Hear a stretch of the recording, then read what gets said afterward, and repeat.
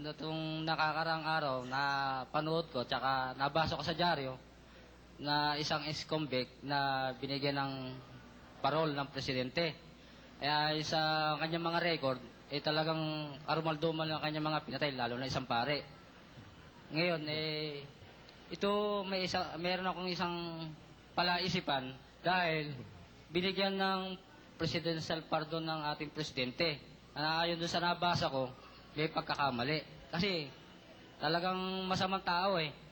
Ngayon, doon sa ginawa ko ba niyang kasalanan at binigyan ng kapatawaran ng ating presidente, nagdusa sa bilangguan, ito ba may pagkakasala sa batas ng Diyos? Kung meron, pwede mo bang mabasa sa talata ng Biblia? Natural ang sino hang may pagkakasalang tinatanong nyo? Yung ex-convict? Kasama na pati yung presidente. Ganito po yun.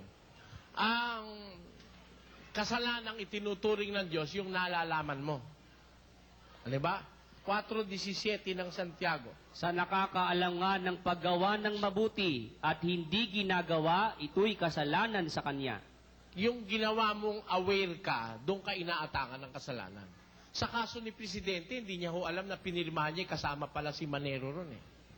Pero posibleng pipirma siya, hindi niya mababa. Hindi nga ho niya alam eh. Sinabi niya ho yun eh. Hindi niya alam. Mahigit 500 yun. Sa isang presidente ho, hindi mo na pwedeng basahin yung isa-isa. Ako po, hindi presidente, ano ho? Ako'y nangangasiwa lang ng isang maliit na grupo na nakakalat sa buong Pilipinas at sa iba't ibang panig ng mundo.